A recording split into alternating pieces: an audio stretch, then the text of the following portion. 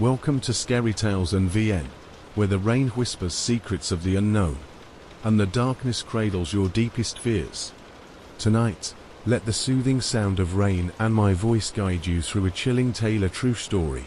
Or so it's said. Sit back, relax, and let yourself drift into the mystery of the night. It started as the perfect camping trip. A weekend deep in the wilderness, away from cell service, city lights, and responsibilities. I chose a spot far from the beaten path, surrounded by towering trees and the soft hum of the forest. My gear was minimal, just a tent, a sleeping bag, and an old lantern I'd picked up at a thrift store.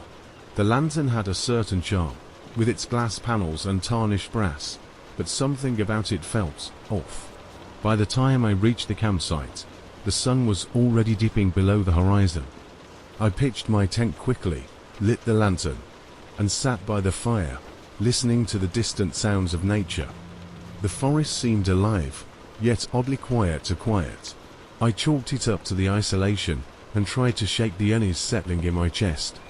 The lantern cast long, flickering shadows across the trees, its golden glow comforting at first. But as the night deepened, the shadows began to shift, moving in ways that didn't align with the swaying branches or the firelight. I tried to ignore it, convincing myself I was just tired. At some point, the forest fell completely silent. No wind, no rustling leaves, nothing. Just the faint hiss of the lantern. I remember glancing at it and feeling a strange sensation, like I wasn't alone. Then, I heard it, a soft scraping sound, like metal dragging against stone.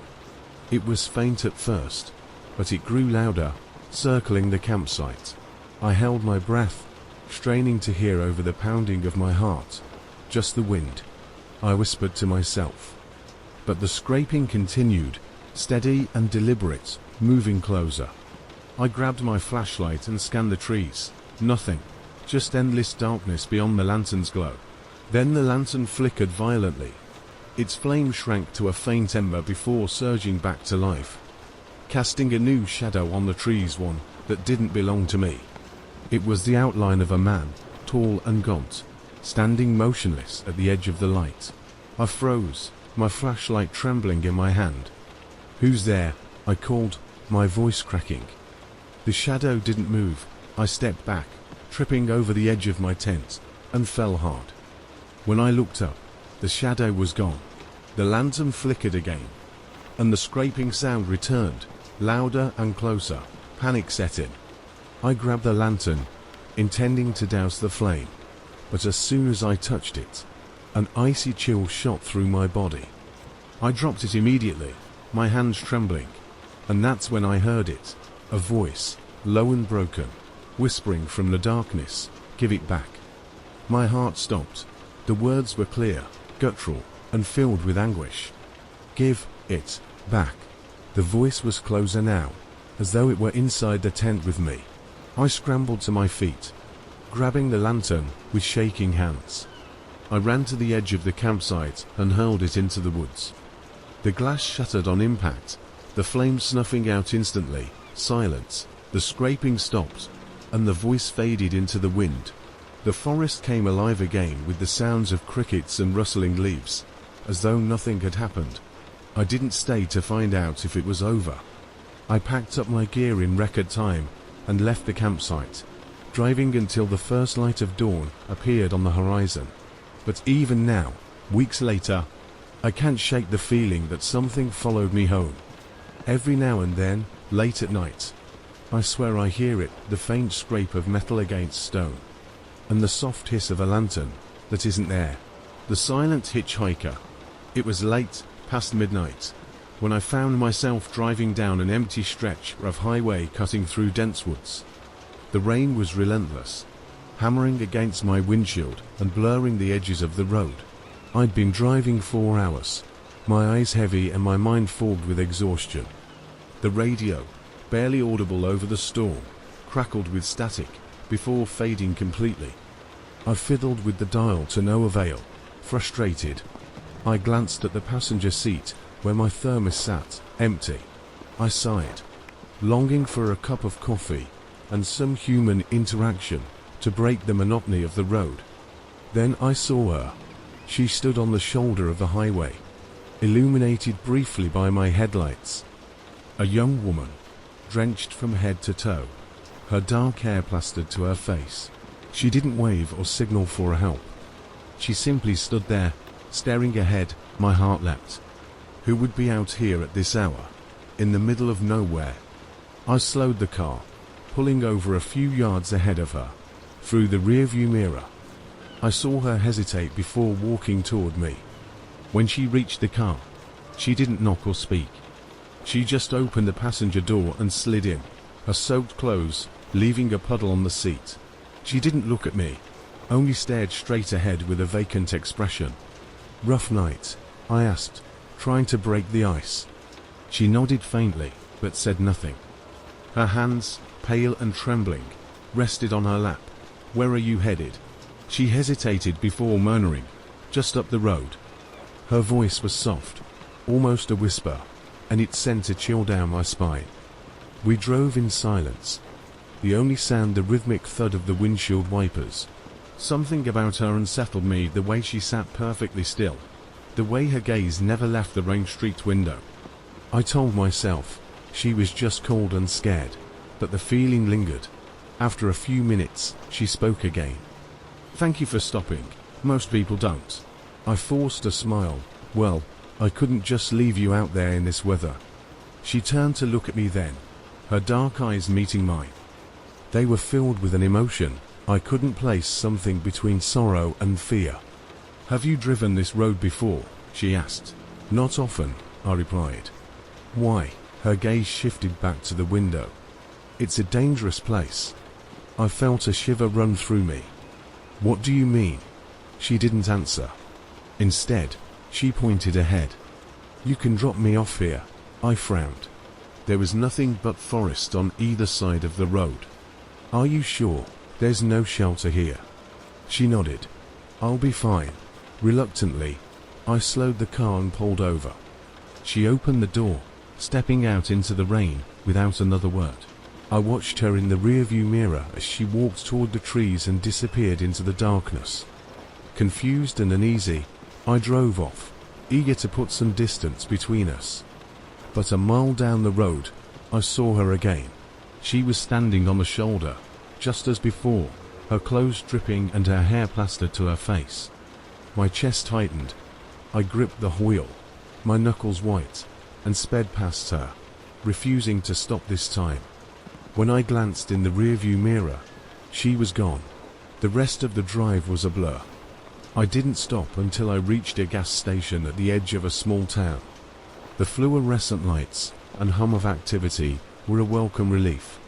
As I paid for my coffee, I mentioned the girl to the clerk, hoping for some explanation. His face paled. "You picked her up?"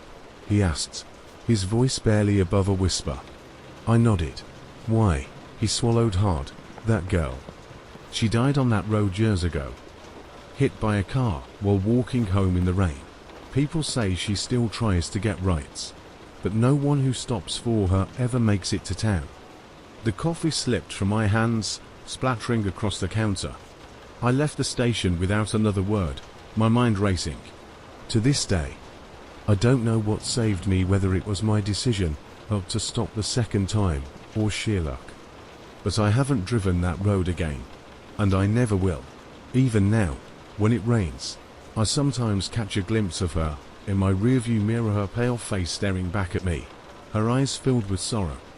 Reluctantly, I slowed the car and pulled over. She opened the door, stepping out into the rain without another word.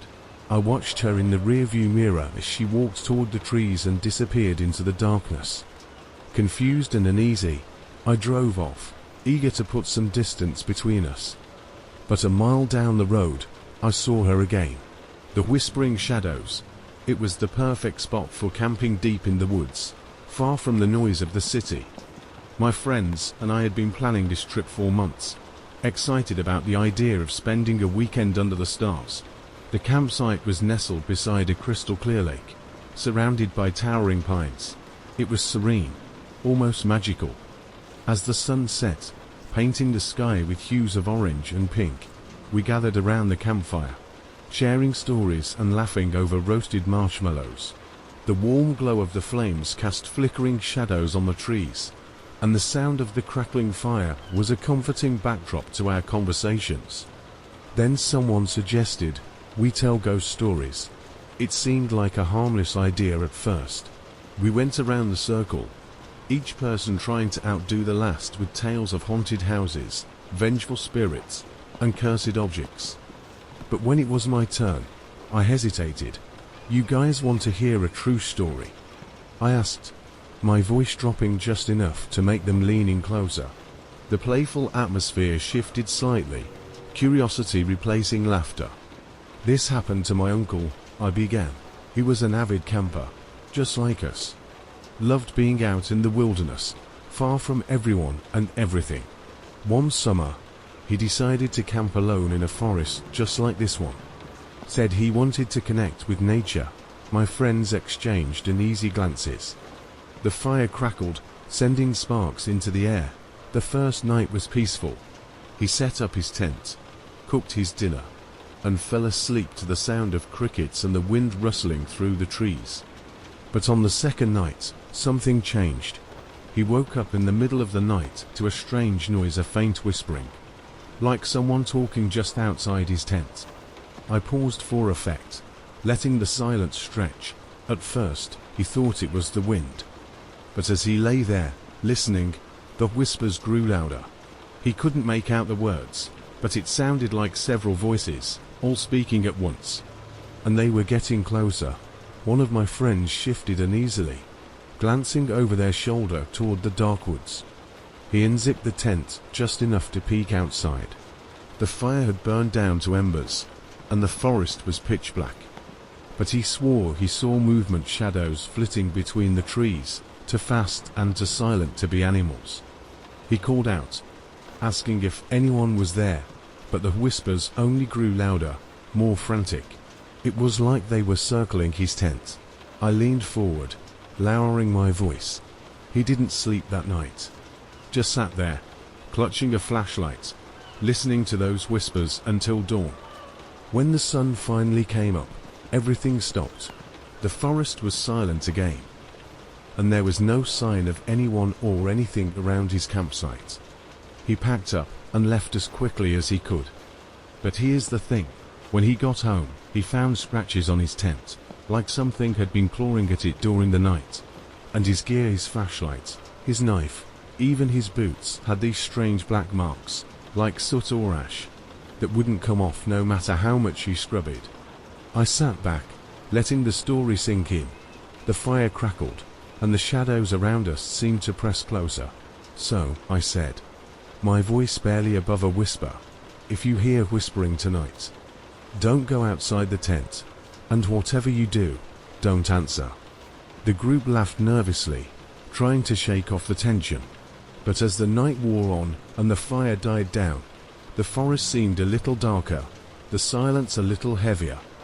And when the whispers began, faint and distant, we all froze. The Watcher in the Pines. In the northern reaches of Maine, there's a forest that locals call Pine Haven. At first glance, it looks like any other stretch of wilderness stall, ancient trees swaying in the wind, thick undergrowth, and the occasional call of a distant bird. But Pine Haven holds a reputation. For decades, there have been stories of people who venture too far into its depths and come back changed, if they come back at all. I first heard about Pine Haven when I was staying at a bed and breakfast on the edge of the forest. The owner, an elderly woman named Edith, told me the stories over coffee one morning. "Don't go past the old fire tower," she warned. "Once you do, you're in their territory." "Whose territory?" I asked, curious but skeptical. She simply shook her head. "They don't have a name, but they've been here longer than any of us. You'll feel them before you see them." Despite her warning, I couldn't resist. I'd spent my life chasing ghost stories and unexplained phenomena, and Pine Haven sounded like the perfect mystery to unravel. The next morning, armed with my backpack, a map, and a good pair of hiking boots, I set off into the forest. The air was cool, the scent of pine and damp earth heavy around me. For the first few hours, the hike was uneventful. Birds chirped, squirrels darted across the path, and the sunlight filtered softly through the trees. Around midday, I reached the old fire tower Edith had mentioned. It was nothing more than a skeletal frame of rusted metal, its wooden platform long since rotted away. Beyond it, the forest seemed denser, the trees growing closer together, as if trying to guard whatever lay ahead. I hesitated for a moment, Edith's warning echoing in my mind. But curiosity won out. I stepped past the tower. The change was immediate. The air grew colder, and the forest fell silent. No birds, no rustling leaves, just an oppressive, heavy stillness. It felt as though the trees themselves were watching me, their gnarled branches stretching like claws overhead. As I walked, I noticed strange carvings on some of the tree's symbols I didn't recognize, etched deep into the bark. Some were old, their edges more scovered and worn, while others looked fresh, the cut still raw. I told myself it was nothing, just the work of bored hikers or survivalists. But then I found the campsite. It was in a small clearing, the ground littered with remnants of a fire pit, a half-collapsed tent, and a backpack that looked like it had been there for years. I picked it up, brushing away the dirt and leaves. Inside were a few old cans of food, a rusted flashlight, and a journal. The journal's pages were yellowed and brittle, but the writing was legible. It belonged to someone named Eric. The entries started off normal enough descriptions of hikes, notes about the wildlife. But as I flipped further, the tone changed. Something's out here with me. I feel it watching. I see glimpses of movement in the trees, but when I look, there's nothing there. Last night, I heard whispers. They were so close, but when I shined my flashlight, I was alone. The final entry chilled me to the bone. I can't leave. Every time I try, I end up back here. They won't let me go. A sudden rustling snapped me out of my thoughts. I spun around, heart pounding, but the clearing was empty. "Hello," I called out, my voice trembling. No answer. I stuffed the journal into my bag and started back toward the fire tower, my pace quickening. The forest seemed darker now, the trees pressing in closer. Every few steps, I glanced over my shoulder, convinced I wasn't alone. Then I saw a figure standing between the trees. It was tall and impossibly thin, its limbs elongated, its face hidden in shadow. It didn't move, didn't make a sound, just stood there, watching. I froze, my breath caught in my throat. The figure tilted its head slightly, as if curious, and then it stepped forward. That was enough for me. I turned and ran, branches slapping against my face and arms. The forest seemed endless, every path twisting back on itself, but I refused to stop. Behind me, I could hear the sound of something following, heavy footsteps, the crack of twigs, the whisper of leaves. When I finally broke through the tree line, the sun was setting, casting the sky in hues of orange and purple.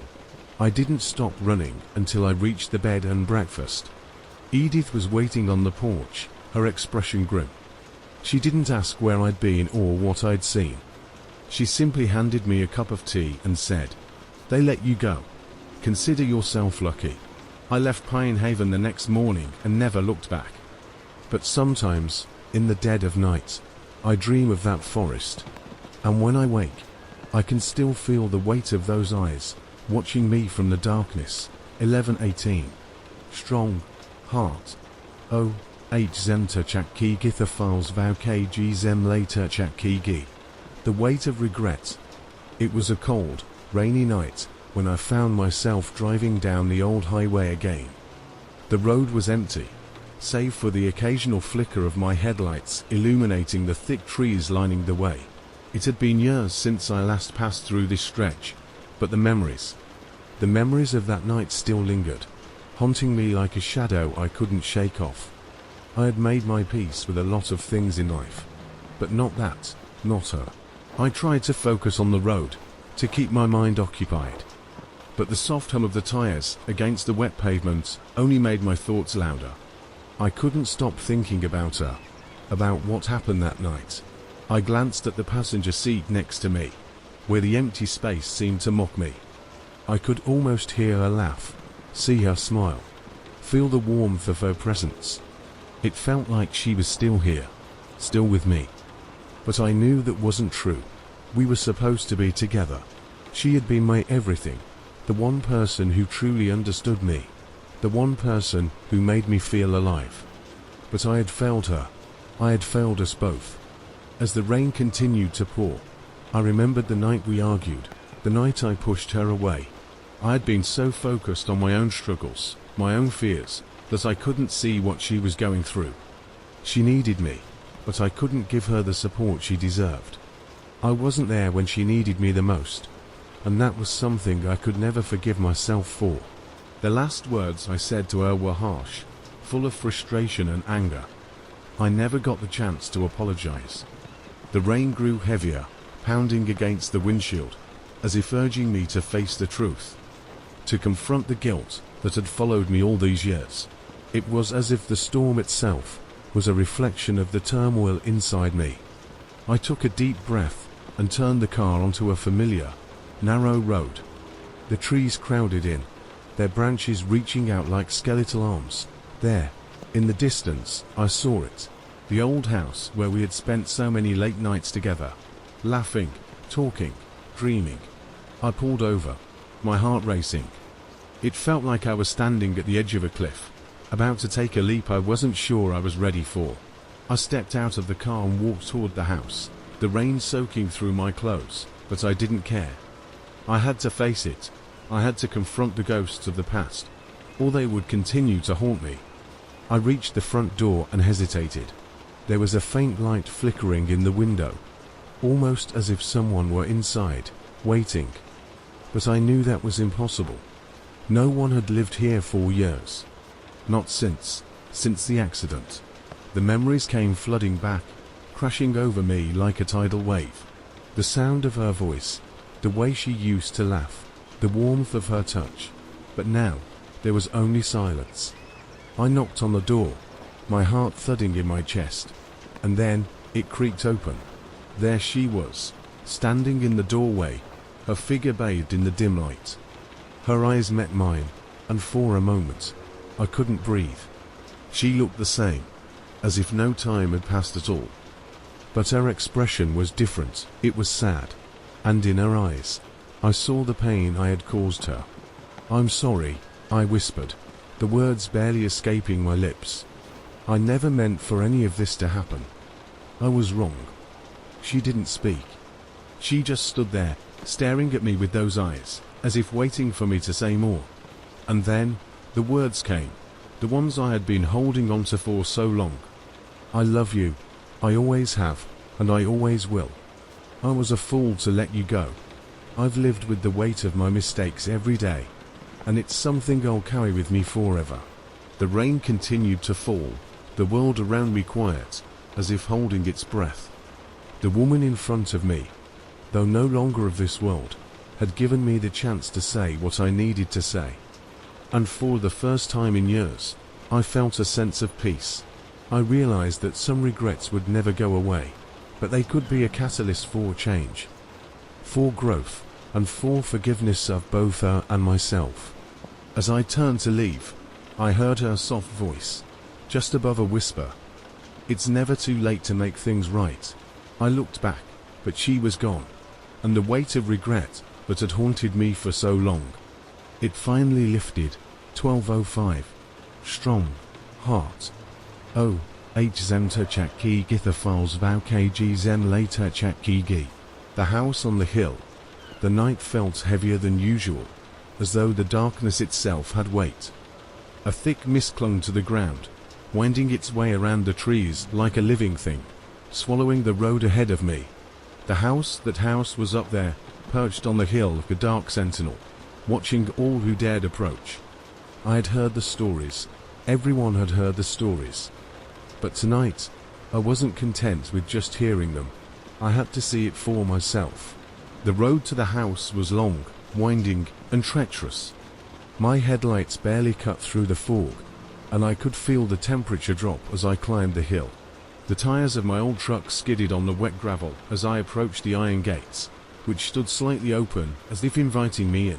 I could almost hear the wind whispering my name, urging me to enter, but something deep inside me, something primal, kept me from turning around and driving away. I was too far in now. The house loomed before me as I stepped out of the truck. The tall, broken structure seemed to stretch into the sky, its windows dark and empty, like the hollow eyes of some long-forgotten creature. It had been abandoned for decades, and yet it still stood. There was something unnerving about the way it defied time and decay. Its faded wooden walls, cracked windows, and overgrown vines gave it the appearance of a place where history had stopped where it was, as if no one had ever left. I stood at the base of the steps, staring up at the front door. There was no sound in the air except for the distant calls of crows and the whisper of the wind. But the house, it seemed, was holding its breath, waiting for me to make the first move. I reached for the door handle and, with a creak, it swung open. The air inside was thick and musty, like a place that hadn't been disturbed for centuries. I couldn't help but feel a strange sense of foreboding, as though the house was watching me, judging me. The silence inside was absolute, and naturally so. Every footstep I took echoed through the long hallway, bouncing off the cracked walls, as if the house itself was absorbing my every movement. I walked through the dark corridors, every creak of the floorboards beneath my boots sending a chill up my spine. I kept going, despite the growing unease that wrapped around me like a vice. The stories I had heard began to take on a life of their own in my mind, the tales of the previous occupants, the unexplained disappearances, and the strange lights seen at night. There had always been rumors that the house was haunted, that it was cursed. But I wasn't afraid of ghosts, or at least, I didn't think I was. The hallway twisted, turning in strange ways, as if the house itself had a mind of its own. I reached a grand staircase, its steps covered in dust and decay. The banister was broken, and the air at the top felt thick and oppressive. As I climbed, the temperature seemed to drop even further, the cold seeping into my bones. The house seemed to breathe with me, its heavy silence pressing down on my chest. Every step was harder than the last, as though the house were trying to pull me back, trying to keep me from reaching the top. At the landing, I stopped. There was a door ahead of me, but something in my gut told me not to open it. Still, I couldn't turn back now. I had come this far. The door creaked open as I pushed it, and I stepped inside. The room was dimly lit by the faintest light, and there, in the center of the room, was a mirror. But this wasn't just any mirror. It was old, the frame dark and ornate, covered in dust and cobwebs. The glass was smudged, but even through the grime, I could make out something. Something wrong. The reflection in the mirror wasn't mine. It was a tall, shadowy figure, its outline indistinct, as if it were trying to remain hidden in the reflection. My breath caught in my throat, and I froze. It was staring at me, its eyes black pits of emptiness. I felt an overwhelming urge to turn away, but I couldn't. I was rooted to the spot, watching as the figure began to move. At first, it was subtle, a shift of the shoulders, a slight tilt of the head. But then it began to step closer, its movement slow, deliberate, as if it was savoring my fear. I tried to move, to step back, but my feet wouldn't obey. The figure in the mirror wasn't just watching me anymore. It was getting closer. I could see its hand reach out toward me, a long, bony finger extending toward the glass. Suddenly, the door behind me slammed shut with a deafening bang. The air turned freezing cold, and I could see my breath fog in front of me. I tried to turn, but it felt as though the room had shifted, the walls closing in. The laughter, low, menacing, began, echoing through the walls, coming from everywhere at once. The mirror flickered, the figure now standing behind me in the reflection. its eyes burning with an intensity that made my stomach twist.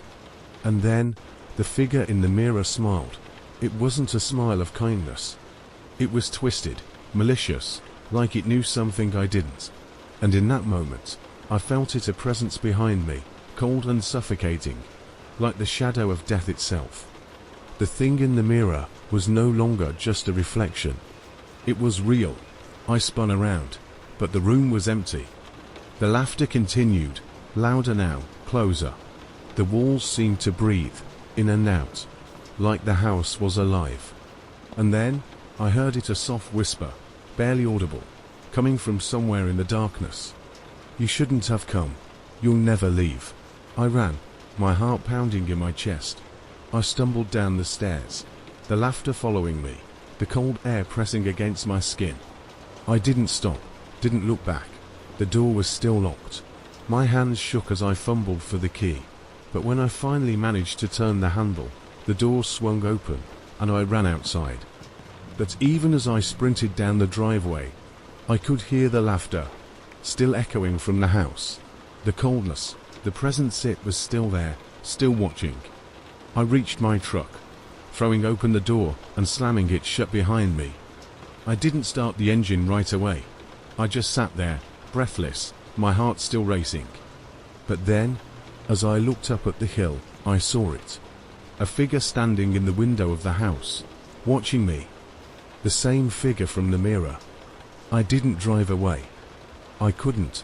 I knew something that I hadn't before. I had seen what was in that house. And now it was part of me. And the house, it was waiting for the next person, the next soul.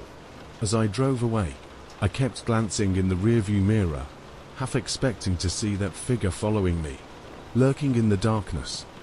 But it was gone. At least, that's what I told myself. The cursed campsite. It was a crisp fall weekend when my friends and I decided to go on a camping trip. We had heard about a secluded campsite deep in the woods, far from the beaten path, a place where most people didn't venture. The kind of place where you could enjoy the quiet, the solitude, and the beauty of nature. We packed our gear, loaded it all into the car, and set off.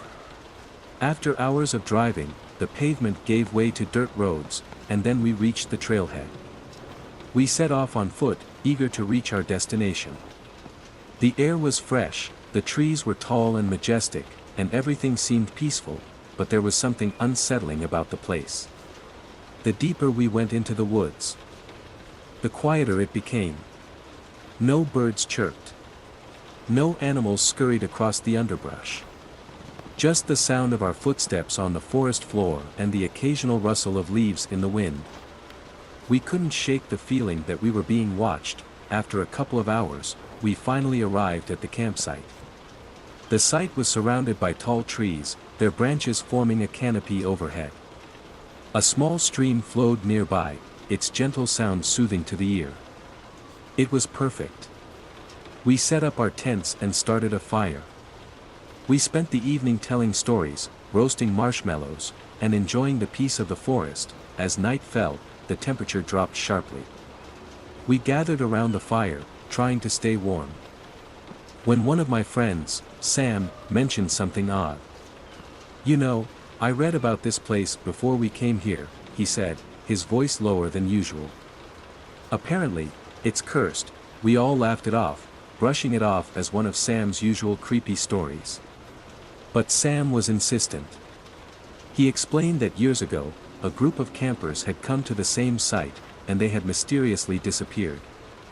No one knew what happened to them. Some said it was a wild animal. Others said it was something far darker, something supernatural. But the most chilling part of the story was that the authorities had found nothing, no clues, no evidence, just an empty campsite and strange, unexplainable marks on the ground. "That's all just a story," I said, trying to reassure everyone. "Let's not ruin a great night with ghost tales." The night went on, but a feeling of unease began to settle over us. As the fire burned low, we started to hear strange sounds coming from the woods. It wasn't the usual noises of the forest. It sounded like footsteps, slow, deliberate, and heavy. At first, we thought it was another camper, but the sound was coming from deeper in the woods. The footsteps didn't seem to move like a person. They were erratic, almost dragging, as though something was stumbling through the trees. We tried to ignore it, but the more we listened, the more it seemed to draw closer. Then, there was a loud crash, like something had fallen, followed by an eerie silence. We all froze, eyes wide, unsure of what we had just heard. My friend Julia whispered, "What was that?" "Probably just an animal," I said, though my voice was shaky, but deep down, I wasn't so sure. There was something about the silence that felt wrong, like the forest itself had held its breath. The air felt thick, heavy. I glanced around the campsite, trying to shake the feeling of being watched. The fire was nearly out now, just a few glowing embers remaining. We all huddled close together, trying to keep warm, but the temperature was dropping fast. Suddenly, we heard it again, the footsteps.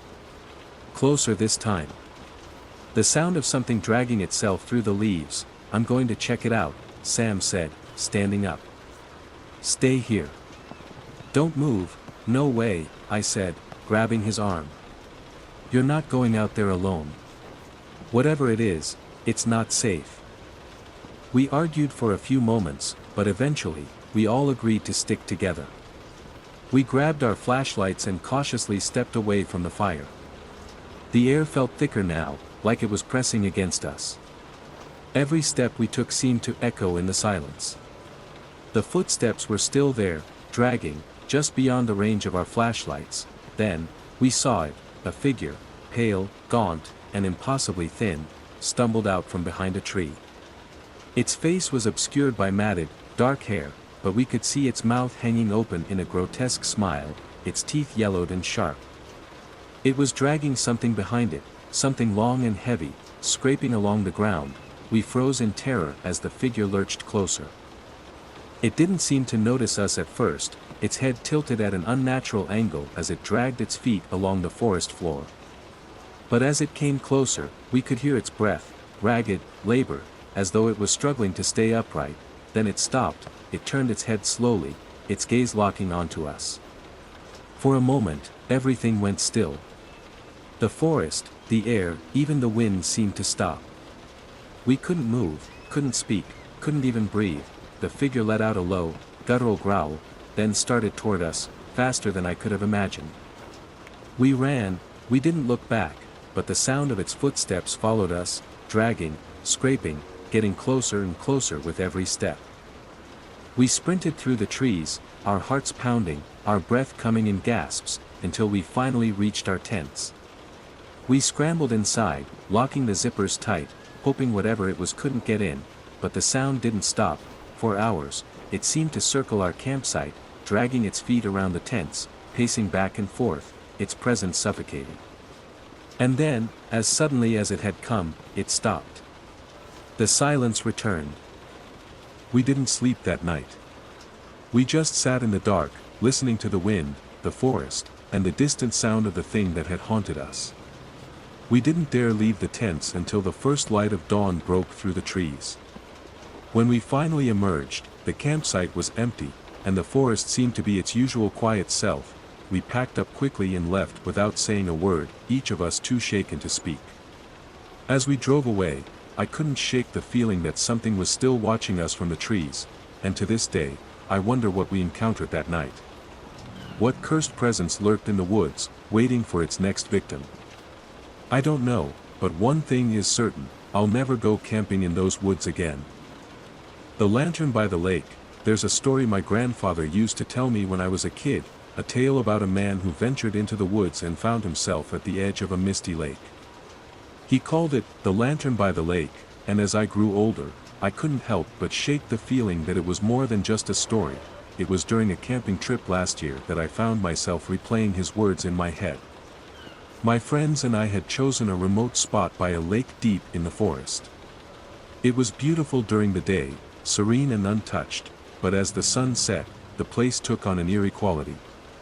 The water, once shimmering, became a dark, unbroken surface, and the surrounding trees looked like silent sentinels, guarding secrets they'd never share. That night, while my friends were gathered around a campfire laughing and sharing stories, I wandered closer to the shore.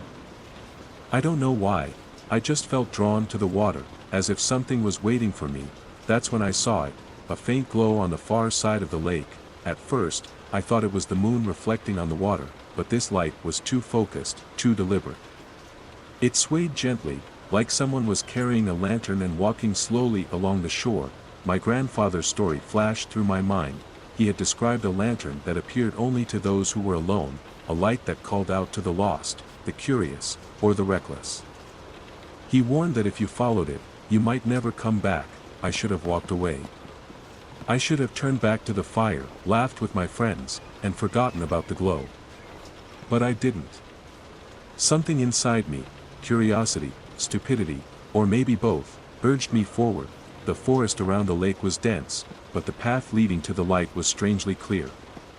I could hear the distant hum of the fire and my friends' voices fading behind me as I ventured deeper into the woods. The glow remained constant, always just out of reach, pulling me further from camp. After what felt like an eternity, I emerged into a clearing. The mist was thick here, swirling around the trees like ghostly tendrils. And there it was, the lantern. It hung from the branch of a gnarled tree, its flame flickering softly. There was no one around, no sign of whoever might have placed it there. Hello? I called out, my voice trembling. No response. I approached the lantern cautiously, the hairs on the back of my neck standing on end. As I reached out to touch it, the flame flared brighter, illuminating the clearing. That's when I saw them, shadows all around me, shifting in the mist. They weren't just shadows, they had formed. Faces, hollow and lifeless, with eyes that seemed to pierce right through me. Why did you come? A voice whispered, though it came from nowhere and everywhere at once. I don't know, I stammered, taking a step back. The shadows moved closer, their forms solidifying. I could see tattered clothing, gaunt features, hands that reached out but never touched. Every light has its price, the voice continued. I turned to run, but the path I had taken was gone, swallowed by the mist. The shadows closed in, circling me like predators around prey. My heart pounded as I looked for a way out, but there was none. Leave the lantern, the voice commanded. Without thinking, I reached into my pocket and pulled out the flashlight I'd been carrying. I placed it on the ground beneath the lantern's glow. The moment I stepped back, the mist began to recede, taking the shadows with it. I ran. I didn't stop until I reached the campfire, where my friends sat, oblivious to what had just happened. When they saw my face, pale and drenched in sweat, they asked what was wrong. Nothing, I said, sinking into my chair. I couldn't tell them. They wouldn't believe me. The next morning, as we packed up to leave, I couldn't resist one last look at the far side of the lake. The lantern was gone, but the mist remained, swirling lazily over the water. When I got home, I told my grandfather what had happened. He listened carefully, nodding as I described the shadows and the voice. You're lucky, he said. Not everyone comes back. That night, I placed the flashlight in my drawer, swearing I'd never use it again. But sometimes, late at night, I see a faint glow through the cracks in the wood. It sways gently, like a lantern in the breeze, calling me back to the lake. The unseen passenger. I'm not sure why I've never been able to let this story go. It's one of those memories that creeps up on me during quiet moments, sending shivers down my spine even after all these years. It happened when I was in my late 20s, driving through the barren stretches of the Nevada desert late one night. I was on my way back to California after visiting my sister in Utah. The trip was long, and I hadn't planned it well. I ended up driving through the darkest hours of the night, with nothing but the radio and the occasional headlights from passing cars to keep me company. The desert at night is unsettling. There's an eerie stillness that settles over everything, broken only by the sound of the wind and the occasional howl of an animal in the distance. The road stretched endlessly ahead of me, flanked by miles of scrub and rock. The stars above were breathtaking, but their beauty only made the emptiness below feel more profound. Somewhere around 2 a.m., I stopped at a small gas station to refuel. It was the kind of place that seemed frozen in time. An old sign creaked in the wind, and the single pump looked like it hadn't been updated since the 70s. There was a light on inside the station, but no one came out when I pulled up. I decided to fill my tank quickly and get back on the road. As I finished pumping, I felt it, a sudden, inexplicable chill. The desert nights are cold, but this was different. It was like someone had brushed past me, even though I was completely alone. I glanced around, but there was nothing. Just the whisper of the wind and the dark outline of the surrounding hills. I shrugged it off, climbed back into my car, and pulled onto the highway. That's when things started to feel wrong. At first, it was subtle. I noticed the air inside the car felt heavier, as if I wasn't alone. I glanced in the rearview mirror and saw nothing but the darkened interior of the back seat. Still, the feeling persisted, a growing tension, like the weight of an unseen presence pressing against my chest. I turned up the radio, hoping the music would drown out my nerves.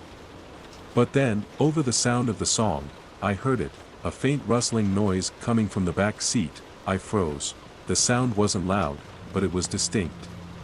Like fabric shifting, or the soft scrape of a shoe against the floor mat. I tightened my grip on the wheel, my knuckles whitening as I forced myself to focus on the road ahead. It's nothing, I told myself. Just your imagination.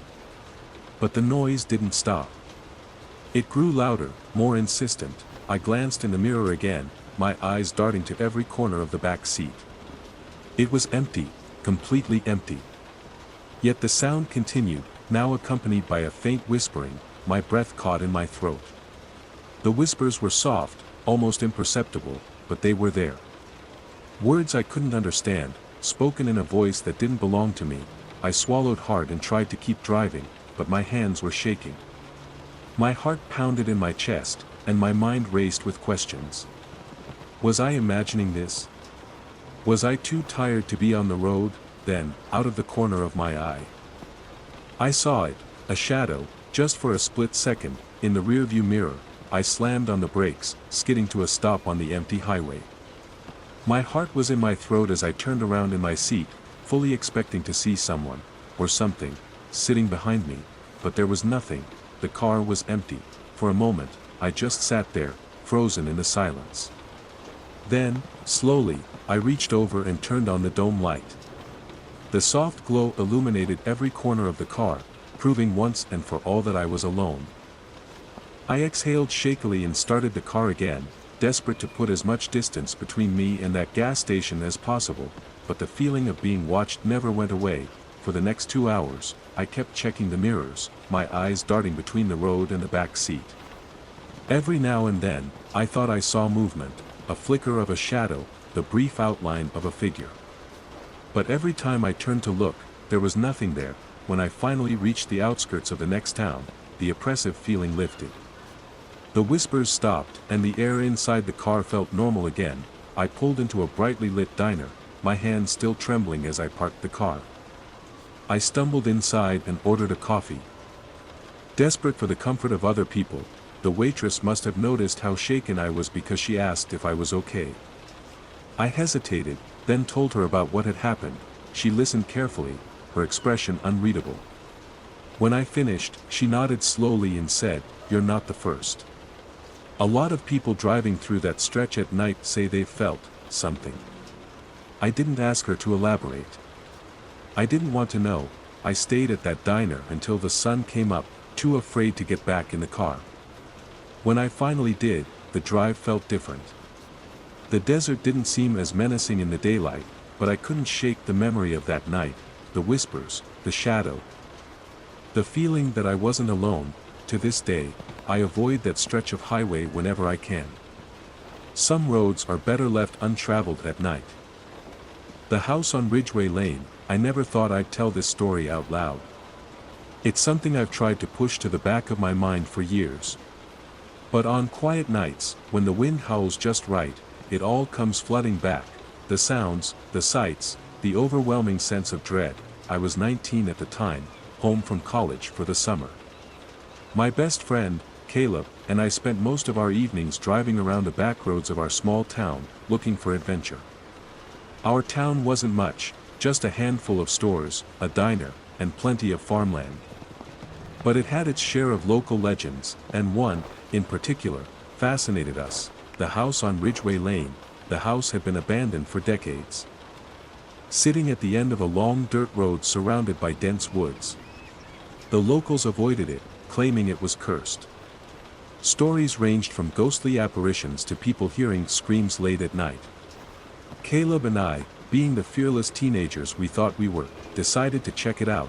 It was a humid July night when we made the trip.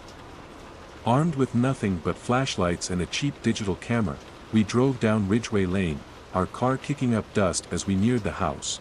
From the moment the house came into view, I felt uneasy.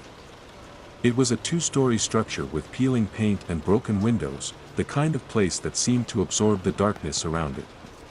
The air felt heavy, and the surrounding woods were eerily silent.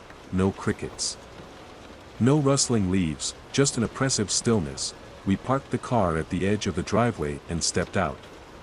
Caleb, always the braver of the two of us, grinned and said, "Come on, this is gonna be awesome." I wasn't so sure. As we approached the house, our flashlights barely cut through the thick darkness. The front door hung slightly ajar, creaking as the wind pushed it back and forth. Caleb shoved it open, and we stepped inside. The air was stale, filled with the scent of mildew and decay.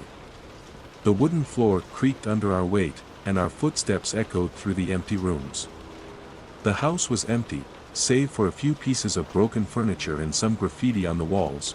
We wandered through the first floor, our flashlight sweeping over the peeling wallpaper and shattered glass. Nothing seemed out of the ordinary, just an old, abandoned house. But then we heard it, a faint tapping sound, coming from upstairs. Caleb froze, his flashlight beam flickering as he turned toward the staircase. "Did you hear that?"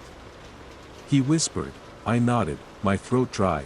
"Probably just the wind," Caleb said, but his voice lacked its usual confidence. We climbed the stairs slowly, each step groaning under our weight. The tapping grew louder, more deliberate. It wasn't random, it was rhythmic, like someone drumming their fingers on a table. When we reached the second floor, the sound stopped. We stood there in silence, our flashlight sweeping over the hallway. There were 3 doors, all slightly ajar. Caleb gestured to the first door on the left, and we moved toward it together. The room was empty, save for a broken chair in the corner.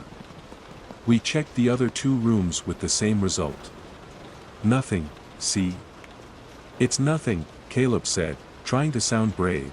But as we turned to head back downstairs, the tapping started again, this time louder and coming from directly above us. "There's an attic," Caleb whispered. I shook my head. "No way, man. Let's just go."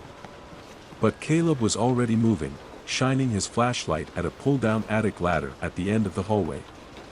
He tugged the cord, and the ladder creaked as it unfolded. "Stay here if you want," he said, starting to climb. I didn't want to stay behind, so I reluctantly followed him. The attic was stiflingly hot, the air thick and oppressive. Dust particles danced in our flashlight beams as we scanned the space. It was empty, except for a single wooden trunk in the corner. The tapping had stopped again. Caleb walked over to the trunk and knelt beside it. "Think there's anything in here?" "Don't," I said, but he ignored me. He unlatched the trunk and lifted the lid. Inside were old photographs, yellowed with age, and what looked like a diary. Caleb picked up one of the photos and held it up to the light. It was a black and white picture of a family, a man, a woman, and 2 children. But their faces were blurred, smudged beyond recognition. "That's creepy," Caleb said, tossing the photo back into the trunk. As soon as it landed, we heard it, a loud bang, like something heavy had fallen downstairs. We both froze, our flashlights trembling. "What was that?" I whispered. Before Caleb could answer, we heard footsteps, slow, deliberate, and coming up the stairs. "Someone's in here," Caleb hissed. We turned off our flashlights and crouched in the darkness, barely breathing. The footsteps grew louder, closer, until they reached the top of the attic ladder. Then they stopped. For what felt like an eternity, there was silence. And then, the ladder creaked. Something was climbing up. I grabbed Caleb's arm, my heart pounding so loudly I was sure whoever, or whatever, was coming up would hear it. A head appeared in the opening, but it wasn't human. Its eyes glowed faintly in the dark, and its face was twisted into a grotesque grin. We didn't wait to see more. Caleb and I scrambled down the other side of the attic, bolted down the stairs, and ran out of the house as fast as we could. We didn't stop until we reached the car. Caleb fumbled with the keys, and I kept glancing back at the house, half expecting to see that thing chasing us. When we finally drove away, the oppressive feeling lifted. The air felt lighter, and the sounds of the night returned. We never talked about what we saw that night. Not to each other, not to anyone. But every now and then, I think about that house, about the photographs in the trunk, and I wonder who, or what, was waiting for us in the attic. Some places are abandoned for a reason. The whispers in the dark, it was supposed to be an ordinary night, a simple weekend getaway.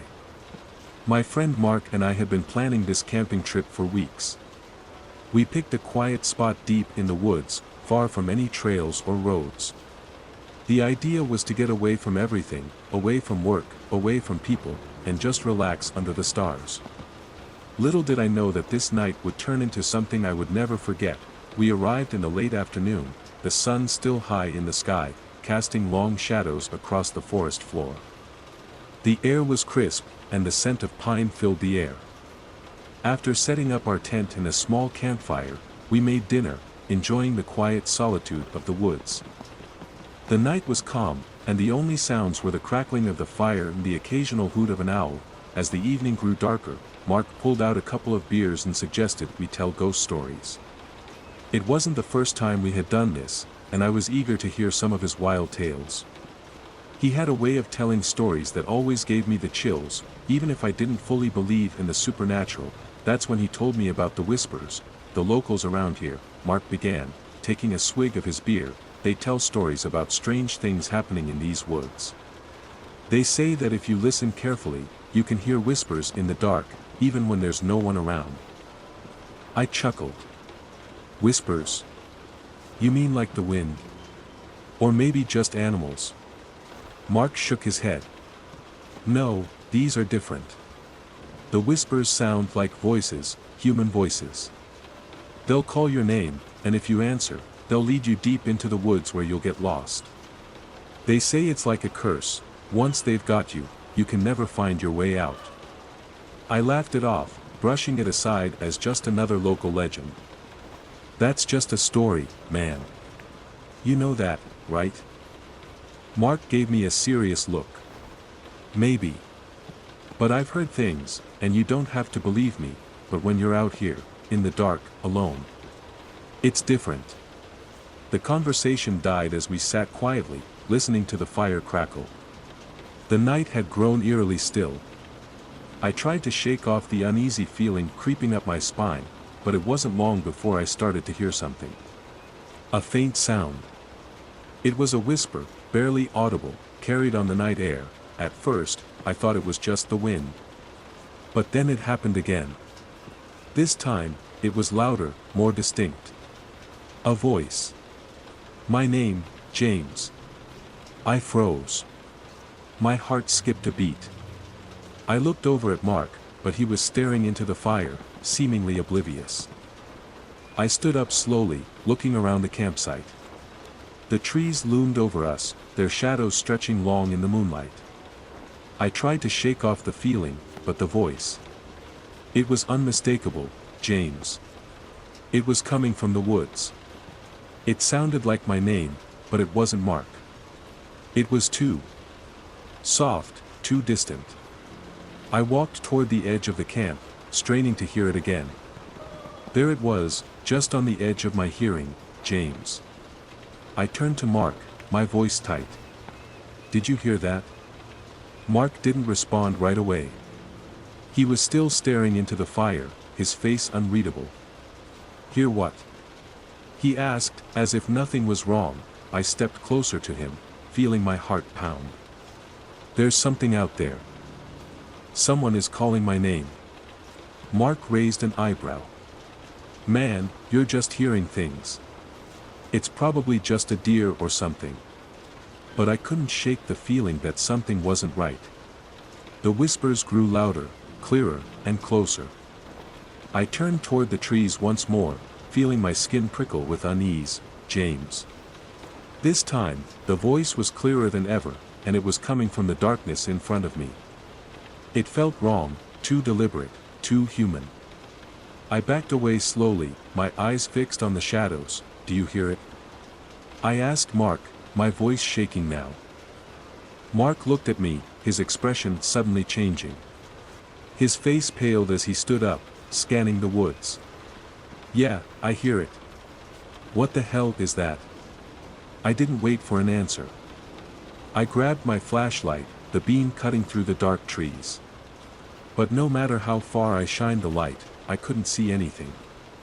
The voice grew louder, as if it was right in front of me. James. I felt a cold chill rush down my spine, and for the first time, I truly believed in something beyond this world. My body screamed to run, to get away from whatever it was that was calling me, but my legs wouldn't move. I stood frozen, staring into the abyss of the trees. Suddenly, the whisper stopped, complete silence. Where did it go? I whispered. Mark didn't answer. His eyes were wide, his gaze fixed on something in the distance. I followed his stare and saw it. A shadow, moving among the trees, drifting like smoke. I blinked, and it was gone. Without thinking, I turned and grabbed Mark's arm. We need to leave, now. We packed up as quickly as we could, the fear creeping in as we heard the whispers again, now coming from all directions. The voice wasn't calling my name anymore, it was calling Mark's. Mark. Mark. We ran through the woods, the camp forgotten, the whispers growing louder, closer. It felt like something was chasing us, something that would not let us go. Finally, we reached the car. And without a second thought, we drove away, our hearts still racing. We didn't speak much on the way back, both of us too shaken by what we had experienced. It was only when we got home that I could shake the feeling that something followed us back. Every time I closed my eyes, I could hear those whispers, and to this day, every now and then, I hear it again. A faint whisper in the night, calling my name, but I'm not going back there. Not ever. The old woman in the cabin. This is a story that happened to me during a winter camping trip with my cousin, Ben. We were young, adventurous, and completely unaware of the terror that awaited us. We decided to venture into the mountains for a weekend, hoping to escape the hustle and bustle of the city. Ben was all about survival tactics and roughing it, so camping in the wilderness was his idea of a good time. We arrived at the edge of a dense forest around dusk, and the sky was already turning an ominous shade of gray. We could see the snowflakes falling gently from the sky as we made our way through the snow-covered trail to our campsite. It was quiet, too quiet. There were no sounds of wildlife, no birds. No rustling leaves, nothing. It felt like we were the only people on the entire mountain. We set up our tent in a small clearing, and I tried to push the unease out of my mind. After all, this was supposed to be a fun adventure. But there was something unsettling about the place, a lingering presence I couldn't shake. As night fell, the temperature dropped sharply. We lit a small campfire, and Ben started telling his usual ghost stories. I joined in, but I couldn't ignore the strange feeling creeping up my spine. The wind howled through the trees, and I found myself glancing over my shoulder more often than I cared to admit. There was something in the woods, watching us, around midnight. When the fire was starting to die down, Ben suggested we explore the area and see if we could find anything interesting. I wasn't too thrilled about the idea, but Ben was persistent. So, we grabbed our flashlights and headed out into the woods. The snow crunched beneath our boots, and the trees loomed tall and dark around us. We walked for what felt like hours, deeper into the woods, following a narrow path that seemed to be untouched by any human foot. Then, just as we were about to turn back, we saw it, a cabin. It was small, made of old, weathered wood, and there was a faint light flickering inside. I stopped dead in my tracks, feeling a chill settle over me. What is that? I whispered to Ben, my voice barely audible. He looked at me, his face pale. I don't know, but let's check it out. I didn't want to go near it. Something about that cabin felt off, like it had been abandoned for years, but it was still standing, almost as if it was waiting for us. But Ben was already walking toward the door. "Wait, Ben." I called after him. "We shouldn't be here. Something's not right." But it was too late. Ben had already knocked on the door, his hand trembling slightly. There was a long pause before the door creaked open.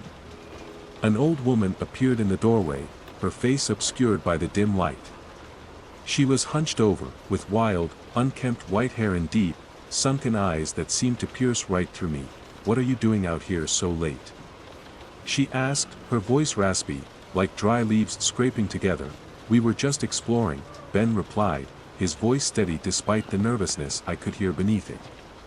"We didn't mean to intrude, but we saw your light." The old woman stared at us for a long moment, as if sizing us up. "It's not safe out here after dark," she finally said, her voice low. "You should go back to your camp before it gets worse."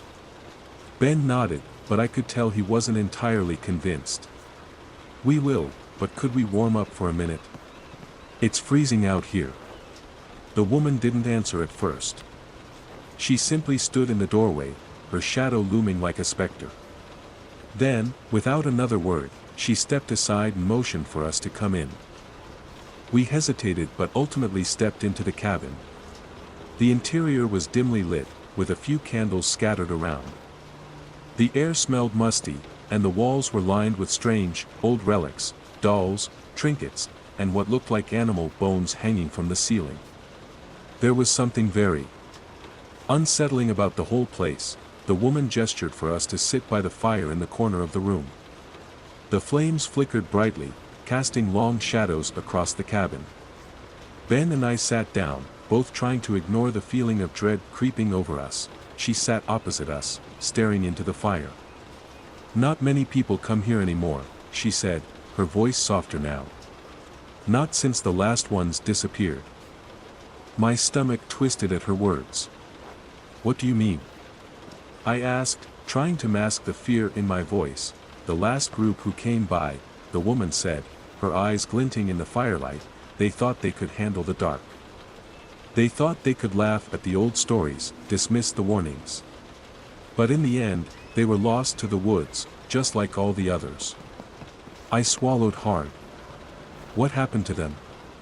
"They were taken," she said simply, as if it was the most natural thing in the world. "By the woods. By what lies in the dark places. It calls to you. It gets into your mind, and once it's there, it won't let go." I felt a cold shiver run down my spine. "What do you mean? What lies in the dark?" But before she could answer, there was a sudden, sharp knock on the door. The old woman stood up, her frail body moving with surprising speed. "You need to go now," she said urgently. "You shouldn't have come here. It's already too late."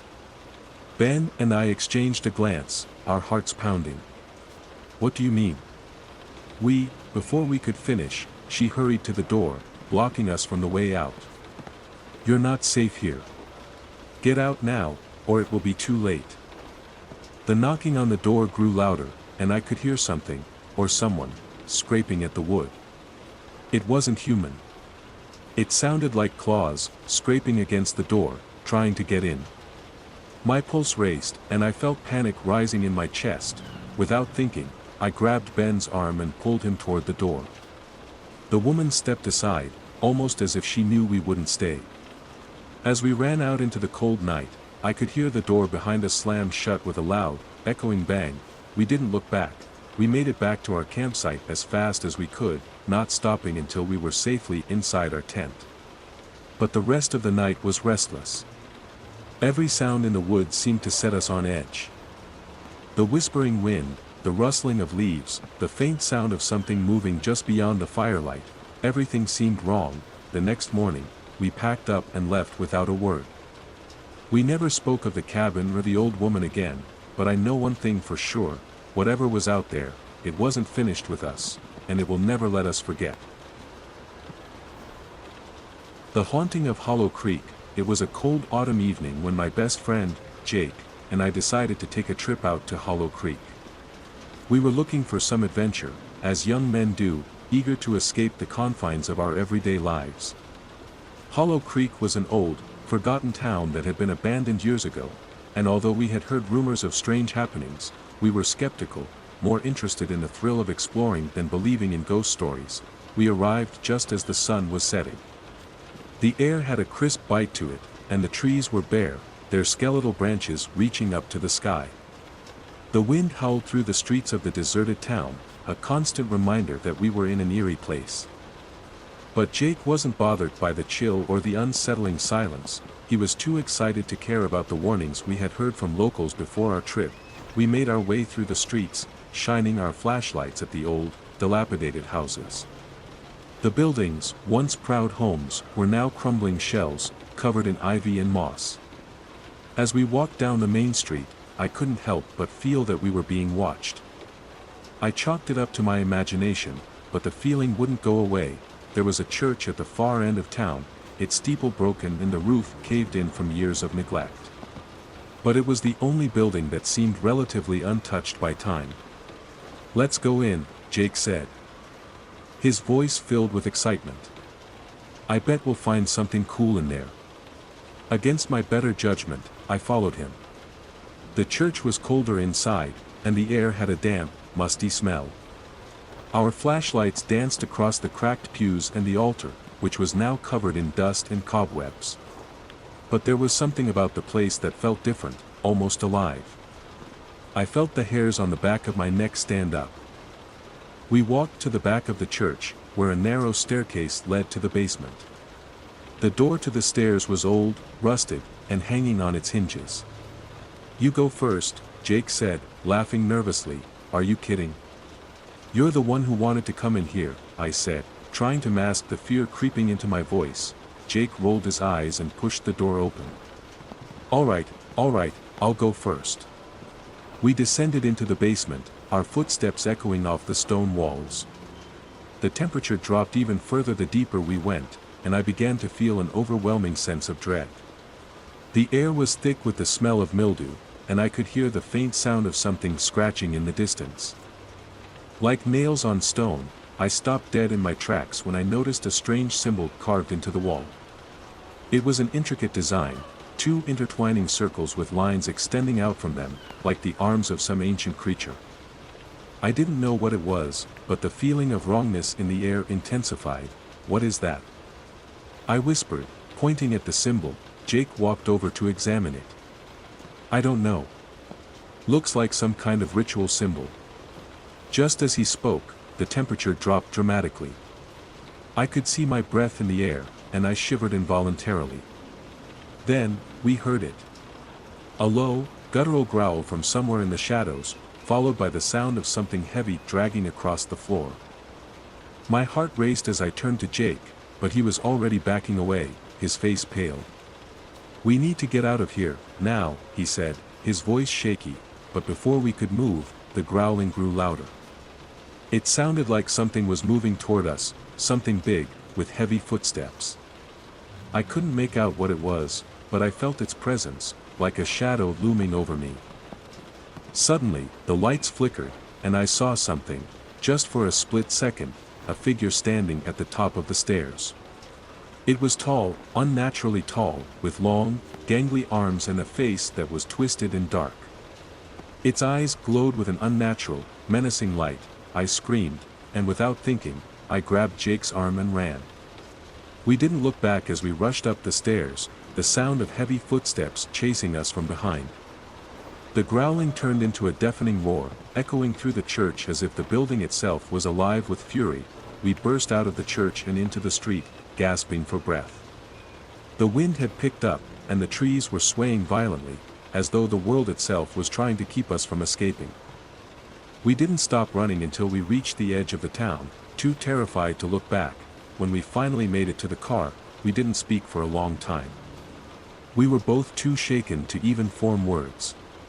It wasn't until we had driven halfway back that I turned to Jake, my voice barely above a whisper. "What was that thing?" Jake was silent for a moment, then shook his head.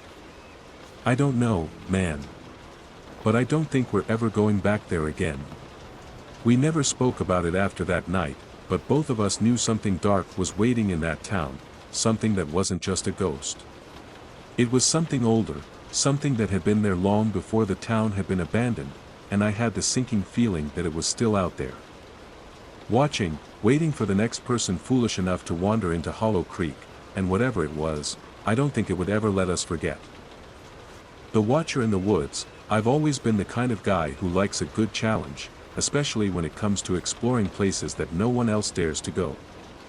It was a tradition among my friends to go camping every summer, and this year, we decided to explore an old forest known as Black Hollow. The locals always spoke of it with a sense of unease, but they'd never say why. The tales ranged from the strange sounds that echoed through the trees at night, to whispers in the wind, to the occasional sighting of glowing eyes in the distance. But it was all just talk, right? At least that's what we thought. It was late in the evening when we set up camp. The sky was clouded over, and the air had a heavy, damp feel to it, which added to the eerie atmosphere. Still, we laughed and joked as we set up our tents, too excited for the adventure ahead to pay much attention to the growing sense of unease in the back of my mind. That night, after a long day of hiking, we sat around the campfire, roasting marshmallows and telling ghost stories. Everyone was in high spirits, the crackle of the fire and the chirping of crickets creating a calm ambience. But I couldn't shake the feeling that something was watching us. I tried to ignore it, but every now and then, I'd glance over my shoulder, half expecting to see someone standing just outside the light of the fire. Eventually, the others turned in for the night. But I stayed up for a while, staring into the fire, listening to the crackling wood.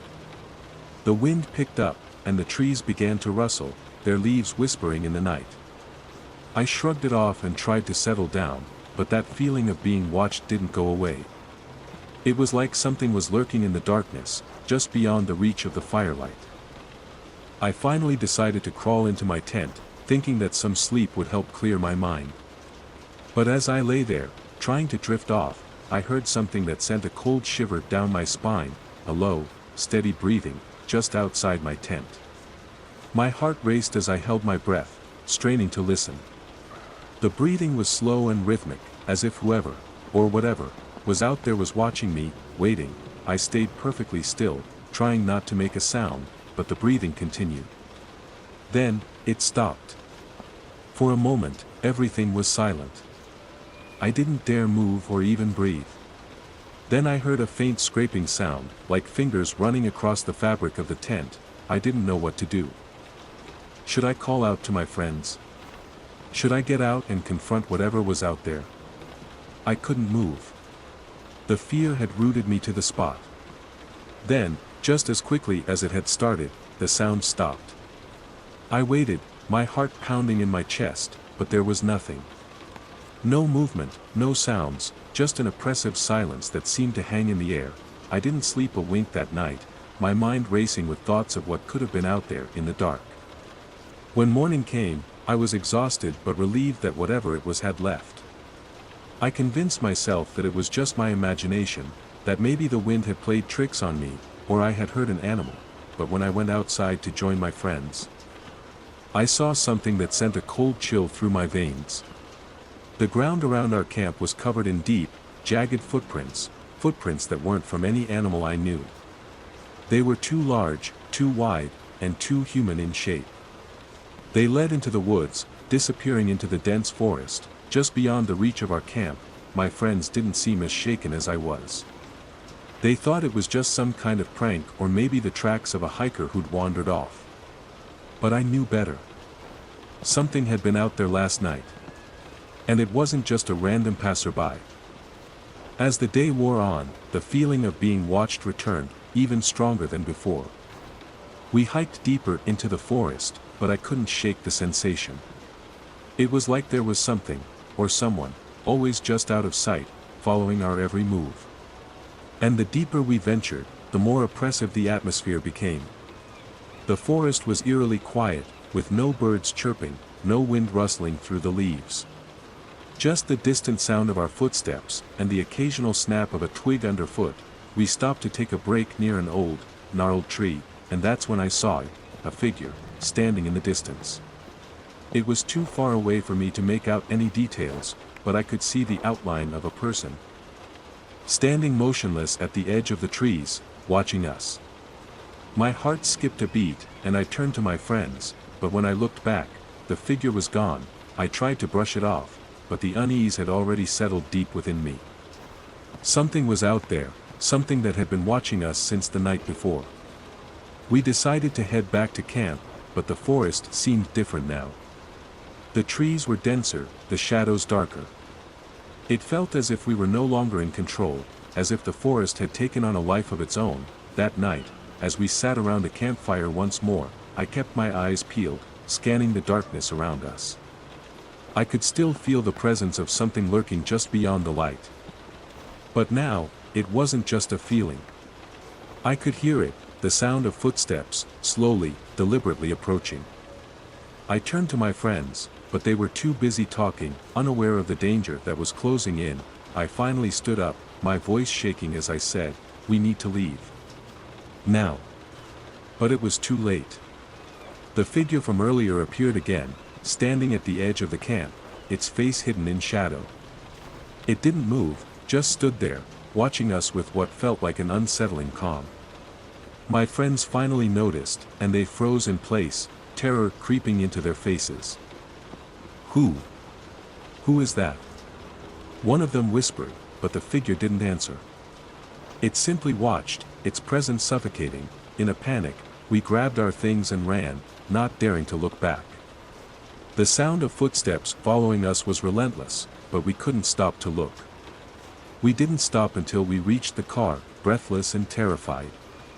As we drove away, I glanced back at the dark forest, and for just a moment, I saw that same figure standing at the tree line, its eyes glowing faintly in the night. We never spoke about it again. The forest had claimed something of us, something we couldn't fully explain. But I knew one thing for sure, there was something out there in Black Hollow, something that watched, something that followed. And I don't think we'll ever be able to escape it. The hiker's shadow. It was supposed to be a simple weekend getaway, a 2-day hiking trip with a few of my closest friends. We'd picked a spot known for its stunning views and tranquil solitude, Black Pine Ridge. The kind of place where you could escape the noise of the world, breathe in the fresh air, and leave behind the everyday worries.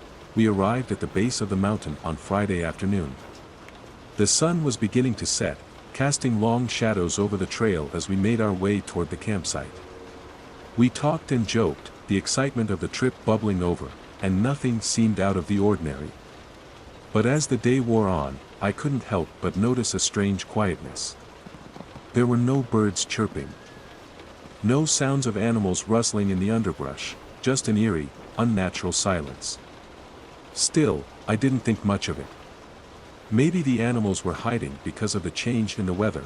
By the time we reached the campsite, the sun had dipped below the horizon, and the moon was just beginning to rise, casting an ethereal glow over the land.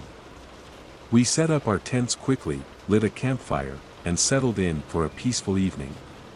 As the fire crackled and popped, we swapped stories and roasted marshmallows, but something nagged at me, a sense of being watched, a feeling that wouldn't let go. Around midnight, everyone else had gone to sleep, but I couldn't shake the restlessness. I decided to take a short walk down the trail, hoping the fresh air would help calm my mind. I grabbed my flashlight and ventured out into the woods, the beam of light cutting through the darkness. The further I walked, the more I felt like something was off. The trees loomed around me, their branches twisting like skeletal fingers reaching for the sky. The wind had picked up, rustling the leaves in a way that almost sounded like whispering voices. I tried to shake it off, probably just the wind, right? But the feeling of being watched only grew stronger. Then, I saw something that made my blood run cold. In the distance, just at the edge of the trees, a figure stood motionless. I froze. My breath caught in my throat as I tried to make sense of what I was seeing. The figure was tall and thin, almost unnaturally so. It stood in the shadows, its face hidden, but I could feel its eyes on me, boring into my very soul. I blinked, and when I opened my eyes, it was gone, I told myself it was just a trick of the light, maybe a tree or a rock that had looked like a person. But something in my gut told me otherwise. My pulse raced, and I quickly turned around, heading back toward camp. I needed to get back to the fire, to the warmth of my friends. To safety, but when I arrived at the campsite, I found something strange. The fire had burned down to almost nothing, and the shadows of the trees had stretched much longer than before. Something was wrong, terribly wrong. As I entered the clearing, I noticed that my friends' tents were all still there, but no one was inside. Panic surged through me. "Guys?" I called out. "Where are you?" No answer. I checked each tent, but they were all empty. The fire pit was cold, and everything was eerily still. I felt a chill crawl down my spine, and I suddenly realized I wasn't alone. The hairs on the back of my neck stood up as the same feeling of being watched returned with full force. Then, I heard it, a faint, slow crunching sound, like footsteps moving through the underbrush. I grabbed my flashlight and spun around, but saw nothing. I took a few cautious steps forward, heart hammering in my chest, when I saw the figure again, this time, much closer. It was standing at the edge of the camp, just beyond the trees, watching me. It didn't move, just stood there, unmoving and silent. My breath caught in my throat as I stood frozen, unable to look away.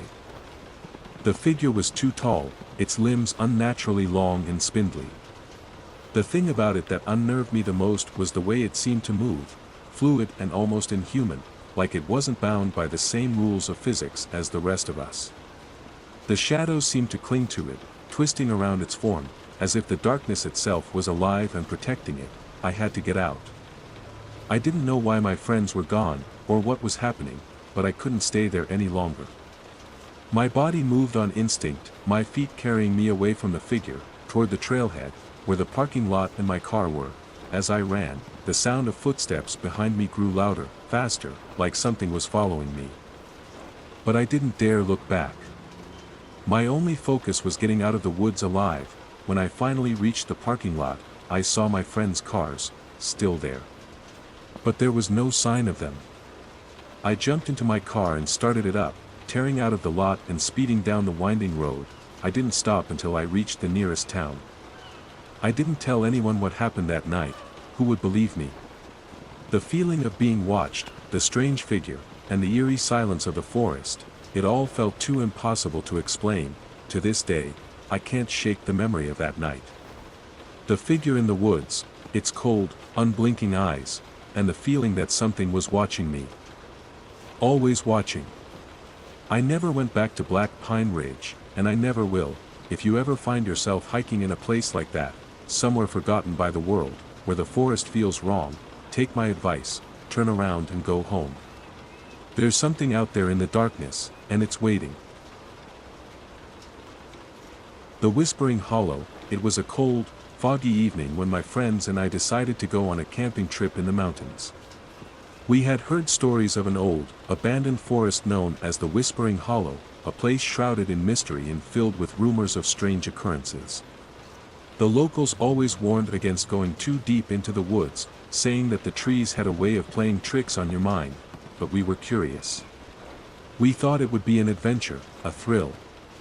So we packed up our gear, drove into the heart of the mountains, and set up camp near the edge of the woods. The night fell quickly, and the air grew thick with mist. The fire crackled, sending sparks into the air. And we sat around it, telling stories and roasting marshmallows. Everything seemed normal at first. But as the hours wore on, I began to notice something odd. It wasn't the fog, it was the sound. It started as a low murmur, barely audible, like distant voices whispering in the wind. At first, I thought it was just the trees moving in the breeze, but as I listened more carefully, I realized it wasn't the wind at all. It was something else. A soft, insistent whisper, as if someone was speaking just beyond the edge of the campfire's glow. I tried to ignore it, but the whispers grew louder, more distinct. They seemed to be coming from deep within the forest, calling out in a language I couldn't understand. I glanced at my friends, but they were all laughing, oblivious to the strange sound. Maybe I was just imagining it. Maybe it was just the wind playing tricks on me, but then, one of my friends, Mike, stood up abruptly. He had heard it too. His face went pale, and his eyes widened in fear. "Do you hear that?" he asked, his voice shaking. We all went silent, listening intently. The whispers grew louder, clearer. The air grew cold, the kind of cold that seemed to seep into your bones. It felt wrong, like the forest itself was alive, watching us. "We need to leave," Mike said, his voice barely above a whisper. "This place, it's not right," we all agreed. It didn't take much convincing. We gathered our things quickly, not bothering to pack neatly, and started heading back to the car. But the whispers followed us, growing louder with every step we took. They seemed to echo from all directions, surrounding us. It felt like something was in the trees, moving just beyond our sight, watching us, waiting. As we made our way deeper into the forest, the fog thickened, and the path became harder to follow. We stumbled over roots and rocks, our flashlights barely cutting through the mist. It was as if the forest itself was closing in around us, trapping us in its grip, and then, I heard something that made my heart stop. A voice, clear and distinct, whispering my name. I turned around, but there was no one there. The others were still ahead, moving quickly, unaware of what I had just heard. "Do you hear that?" I called out to them, my voice shaking. They stopped and turned around, but they didn't hear anything. "What are you talking about?" Mike asked, his face pale with worry. I couldn't explain it. The voice, it sounded so real, so close. But there was no one there. The whispering grew louder, almost deafening. It was no longer just a voice, it was hundreds of voices, all calling out to us, begging us to stop, to stay, to listen. I felt a cold hand brush my shoulder, and I spun around, but there was nothing there. Just the fog, swirling like smoke in the trees. We quickened our pace, running through the forest now, fear pushing us forward. The whispers followed, relentless, never stopping, growing louder with each step. It felt like the trees themselves were alive, the branches reaching out to grab us, to pull us deeper into the darkness. Then, just as we thought we couldn't take it anymore, we saw it, a clearing ahead. The trees parted, and there, in the center of the clearing, was the shape of an old, dilapidated cabin. We ran toward it, desperate for shelter, desperate for a place to escape from the voices, from the forest, but when we reached the cabin, we stopped dead in our tracks. The door was ajar, creaking in the wind. There was no one inside. No light, no fire. It was abandoned, forgotten by time. But as we stood there, staring at the cabin, the whispers stopped, and then, we saw it. In the window, just behind the glass, a figure stood. A silhouette. It was dark, featureless, but it was there, watching us. I felt my heart freeze in my chest. "We need to get out of here," I whispered, my voice trembling. Now, we didn't need to be told twice. We turned around and ran, not daring to look back. The whispers started again, but this time, they were frantic, desperate, as if the forest itself was angry we had chosen to leave. We didn't stop until we reached the car. We jumped in, slammed the doors shut, and sped away without a second glance. We didn't talk about what happened that night. No one wanted to bring it up, but we all knew. The forest was alive, and it had been watching us the entire time. To this day, I never speak of the Whispering Hollow. It's a place I'll never return to. The whispers still haunt me, and I know, deep down, that they will never stop calling. Something is still out there, waiting for its next visitors. And it's not finished with me yet. The Eyes in the Dark. It was supposed to be a fun weekend getaway with a few close friends. We decided to head out into the woods, far away from the hustle and bustle of the city. The plan was simple: camping, hiking, and spending time around the campfire. But what started as a fun escape soon turned into a terrifying ordeal. We arrived late in the afternoon, and the sun was just beginning to set as we set up our tents. The forest around us was dense, the trees thick and old, their branches intertwining to create a canopy that blocked out much of the fading daylight. The air had a cool bite to it, and the sound of rustling leaves filled the silence. It was peaceful at first, almost too peaceful. That evening, after we made camp and gathered around the fire, something felt off. It was hard to put my finger on it. The crackling of the fire was comforting, but the forest around us seemed unusually still, almost unnaturally so. No animals, no insects, not even the usual sounds of birds settling down for the night. "Hey, do you guys hear that?" One of my friends, Sarah, asked after a long silence. We all stopped talking, straining to listen.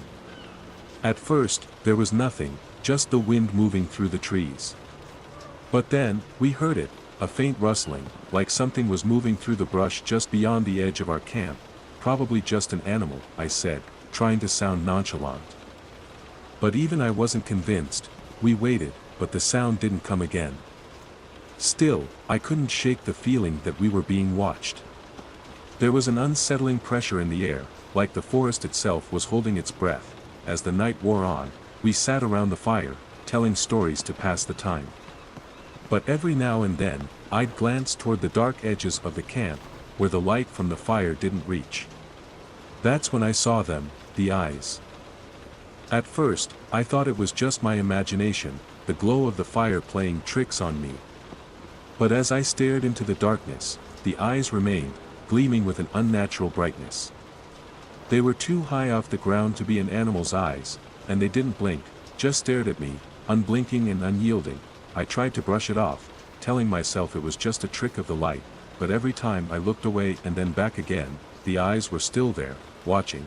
"Do you guys see that?" I finally asked, my voice low and shaky. The others turned to look, and for a moment, nothing happened. But then, Sarah gasped, "There's something out there," she whispered. We all turned, our gazes fixed on the dark shape just outside the firelight. The eyes were gone, but there was something else there now. A figure. It was hard to make out, as it blended so well with the shadows, but I could feel its presence, like it was standing just out of reach, waiting. I stood up slowly, my heart pounding in my chest. "Let's head back to the tents," I suggested, my voice tight. "Now." But as we turned to leave, the figure moved, faster than I could have imagined, and with it, a low growl rumbled through the trees. We froze. The growl wasn't like any animal I'd ever heard before. It was deep, guttural, almost human sounding. The hairs on the back of my neck stood up as a chill ran down my spine. "Run!" I shouted. We all bolted, not looking back. But I could hear it, the sound of something chasing us. Something fast, something large. The growl grew louder, closer, and with each step, I felt it getting right behind us. My breath was coming in short gasps, my legs aching, but I dared not slow down. If I did, I knew whatever was behind us would catch us. We reached the tents in what felt like an eternity. I fumbled for the zipper, hands shaking, my breath ragged. We scrambled inside, panting, trying to calm ourselves. We zipped the tents shut, but the growl didn't stop. It circled the camp, coming closer, almost as if it was waiting for us to step outside. We sat there in the dark, listening to the sounds of the forest. The growl eventually faded, but the tension in the air remained. The eyes, the figure, never appeared again, but the forest around us felt different now, alive in a way that made us uneasy. We didn't sleep that night. Every creak of the tent, every gust of wind made us jump.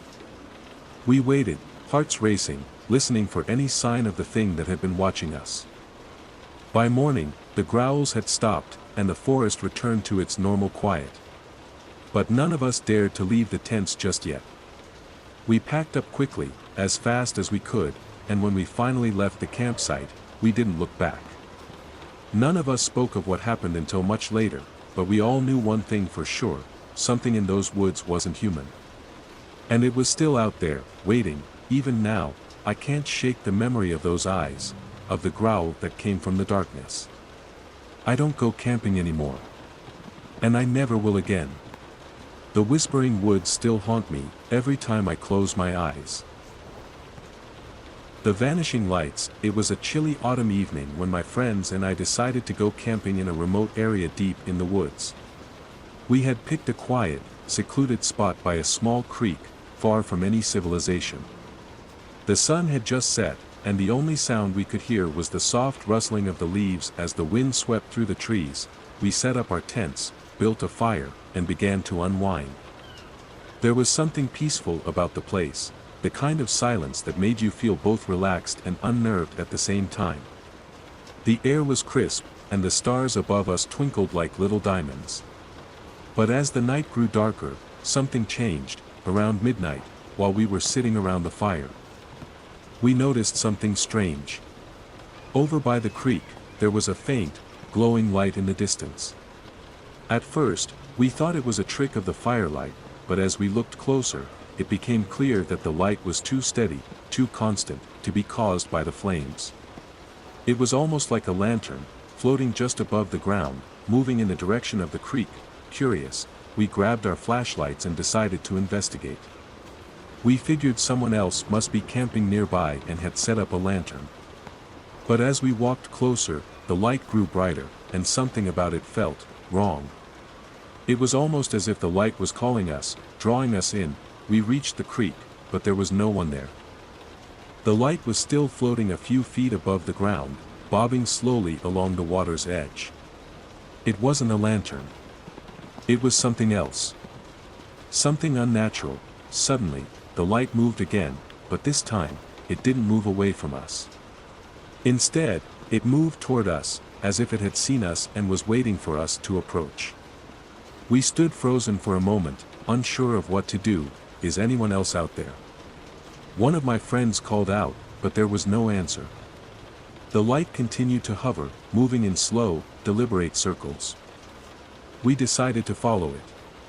Maybe it was just a trick of our eyes. Maybe we were just tired. But the longer we watched it, the more unsettled we became. There was something about the way it moved. It was almost like it had a mind of its own. As we followed the light deeper into the woods, the air seemed to grow colder, and the night grew darker. The forest around us seemed to close in, and the shadows stretched unnaturally long. We tried to stay close to each other, but the light was pulling us further and further from our campsite. We didn't realize it at first, but we had wandered much deeper into the woods than we had planned. The familiar sounds of the forest were replaced with an eerie silence. And the light now seemed to be moving faster, as if it were beckoning us to follow. We should turn back, one of my friends said, her voice trembling. This doesn't feel right. But it was too late. The light moved again, this time darting across the creek and disappearing into the thick underbrush on the other side. Without thinking, we crossed the creek, following the light further into the woods. That's when we heard the footsteps. At first, we thought it was just one of us stepping on a twig, but the sound grew louder and faster, as if something, or someone, was following us. We stopped in our tracks, holding our breath, trying to listen. But the sound was unmistakable. It was heavy, deliberate footsteps, and they were coming closer. We turned, shining our flashlights into the darkness, but we saw nothing. No figure, no shape. Just the endless black of the forest, stretching out before us. The light had stopped moving. It was now hovering near an old, decrepit cabin that we hadn't noticed before. The windows were shattered, the door hanging loosely on its hinges. The cabin was overgrown with vines, and it looked abandoned, forgotten by time itself. Suddenly, the footsteps stopped. The air was thick with silence, and we couldn't shake the feeling that something was watching us from the darkness. But we couldn't leave. The light had drawn us here, and we couldn't turn back now. We approached the cabin slowly, the light still glowing faintly in the doorway.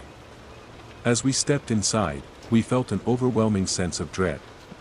The place was cold, despite the warm air outside. The floorboards creaked under our feet, and the smell of rot hung in the air. Inside, we found nothing but dust, cobwebs, and old furniture that had long been abandoned. But the feeling of being watched never left. It was as if the walls themselves were alive, waiting for something. Suddenly, the door slammed shut behind us, and we were plunged into darkness. Our flashlights flickered out one by one, and the oppressive silence in the cabin became deafening. Then, from the corner of the room, we heard it. A whisper. It was faint at first, barely audible, but then it grew louder, clearer. It was a voice, a low, guttural voice, as if it were speaking directly into our minds. "Leave," the voice whispered. "Leave now, or you'll never leave." Panic set in. We tried to run, but the door wouldn't open. We banged on it, screaming for help, but no one came. The whispers grew louder, more frantic, echoing in the cabin. In the darkness, we saw it, a shadow, moving in the corner of the room. A figure. It was tall, looming, with hollow eyes that seemed to pierce through us. Without thinking, we finally managed to break down the door and ran as fast as we could. The light was gone, the footsteps were silent, and the cabin was now just a memory behind us. We didn't stop running until we reached the car, and we drove back to the nearest town, shaking with fear. We never spoke about that night again. To this day, I don't know what we saw in the woods. All I know is that the light we followed, the whispers in the cabin, and the figure we saw were not from this world. It was as if we had crossed into a place where the boundaries between the living and the dead had blurred, and I've never gone camping in those woods again. The silent cabin, it was meant to be the perfect retreat, isolated, far from civilization, and surrounded by nature. I had rented a small cabin deep in the woods, hoping for some peace and quiet to unwind. It had been a stressful few months, and I needed to get away from everything. I arrived alone, late in the afternoon, just as the sun began to dip behind the trees. The air was crisp and smelled of pine, and the only sound I could hear was the rustling of the leaves in the wind. The cabin itself was quaint and cozy, with a stone fireplace, wooden beams, and large windows that overlooked the forest. I was immediately charmed by the simplicity of it all. I spent the first few hours settling in, lighting a fire, unpacking my things, and exploring the surrounding area. It was perfect. Peaceful. Secluded, but as night began to fall, the atmosphere shifted. There was an unsettling silence that fell over the cabin. I had expected the usual nighttime sounds, chirping crickets, the wind whistling through the trees, the occasional hoot of an owl, but there was nothing. Absolute silence. I shook it off, telling myself it was just the nature of being so far out in the woods. Maybe there were no animals nearby.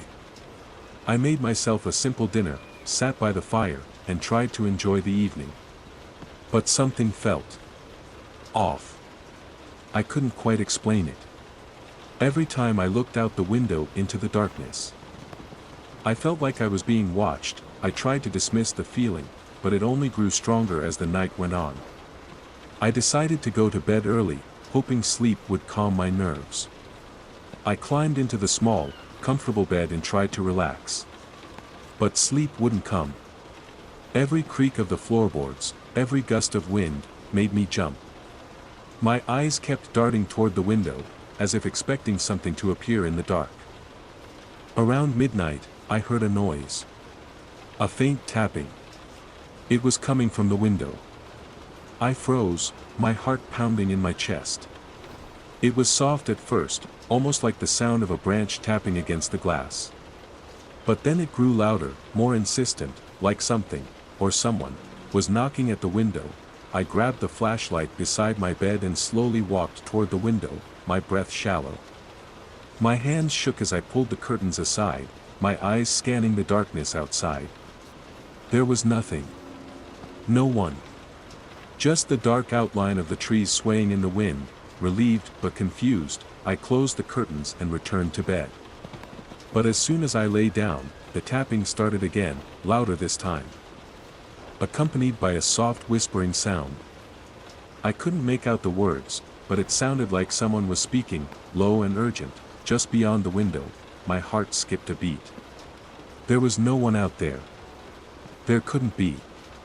The cabin was miles away from the nearest neighbor, and the road to it was barely a trail. It wasn't possible for anyone to be out there, especially not in the dead of night. I grabbed the flashlight again and rushed to the door, my mind racing with fear. I had to check. I couldn't just sit there and ignore it. I stepped outside into the cold, the flashlight beam cutting through the dark like a knife. The forest around me was eerily still, the trees towering over me like silent sentinels. I walked around the cabin, my footsteps crunching in the snow. There was nothing unusual, just the quiet, dark woods, but then, as I reached the back of the cabin, I saw something. A shadow, moving quickly between the trees. I froze, staring at it, my breath caught in my throat. It was a figure, tall and thin, moving effortlessly through the woods, as if it was gliding. It didn't make a sound. It was almost unnatural.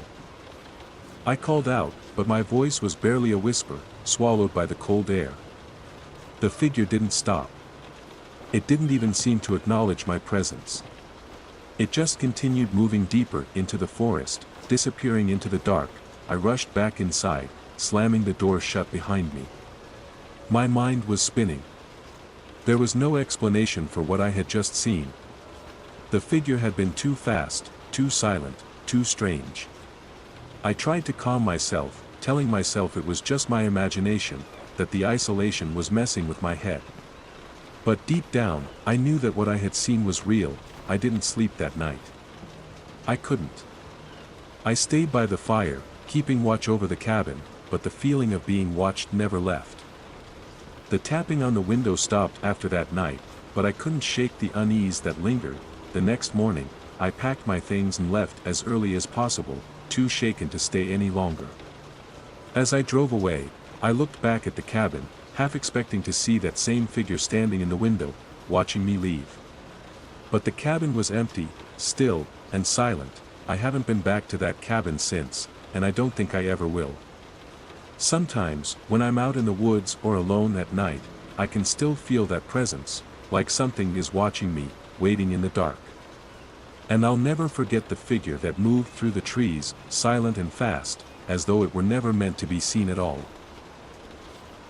The haunted trail. I'd heard the stories about the old trail before, but I never paid them much attention. It was just a trail, after all, one of those things people make a big deal about because of a few strange occurrences. But when my friends suggested we go camping in the area, I couldn't resist. A weekend in the woods sounded like a great way to disconnect, enjoy nature, and have some adventure. We arrived at the trailhead just as the sun was starting to set, casting a golden hue over the trees. The air was crisp, and the forest seemed to hum with life, the rustling of leaves and the distant call of birds filling the air. I thought nothing of it at the time, but I noticed that the trail was eerily quiet. Much quieter than it should have been. No animals, no wind, just an unnatural stillness. As we hiked deeper into the woods, the atmosphere started to change. The trees grew thicker, the path narrower, and the shadows grew darker. We didn't speak much, just focused on the trail ahead, but there was an unspoken tension in the air, something almost oppressive. Around dusk, we found a small clearing, perfect for setting up camp. My friend started unloading the gear while I wandered off a bit to explore. There was something about this trail that made my skin crawl, something I couldn't quite put my finger on.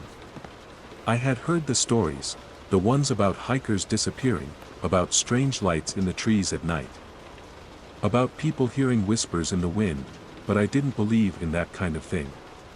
It was just the overactive imagination of people who were too scared of the dark. But as the night settled in, things began to change. Around the campfire, we told stories and joked around, trying to keep the atmosphere light. But as the hours passed, I couldn't shake the feeling that we weren't alone. Every so often, I thought I saw something in the corner of my eye, a shadow moving just outside the fire's light. At first, I dismissed it, blaming the flickering flames or the darkness that played tricks on my mind. But then I heard it, a faint rustling in the bushes behind us, followed by the unmistakable sound of footsteps, slow and deliberate, crunching on the ground. I tensed up, my heart racing. I turned to my friends, but they were too caught up in their conversation to notice. I stood up, walking cautiously toward the edge of the camp, trying to get a better look at whatever was out there. The sound stopped as soon as I took a step. I waited for a moment, but there was nothing. Just the wind rustling the trees, just my imagination, I muttered, trying to convince myself. But I couldn't shake the feeling that something was watching me from the darkness. As the night wore on, the unease only grew. The fire's warmth was comforting, but the woods around us seemed colder, darker, more oppressive. The rustling came again, this time louder, followed by a faint whisper, almost too soft to hear. I stepped closer to the fire, my hands trembling slightly. My friends were still oblivious, lost in their own world. Then, a loud snap echoed through the woods, like a branch breaking under the weight of something heavy. My heart skipped a beat. I spun around, scanning the forest. But there was nothing there. Nothing but shadows and the dim light of the campfire. Did you hear that?